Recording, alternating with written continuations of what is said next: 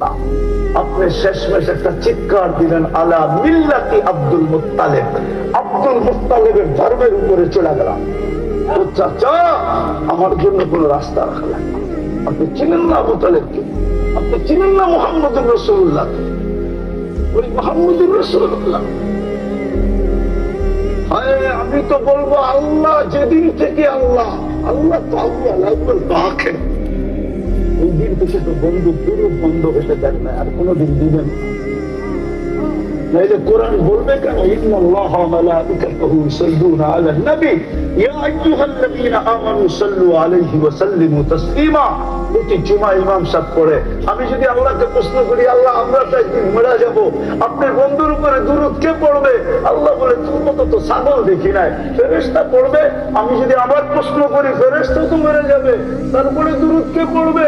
আল্লাহ বলবে, তুই তো বড় রাম ছাগল দেখা যায়, শুরুতে দেখোস না ইন্নাল্লাহা, আমি আল্লাহ পড়তেছিলাম,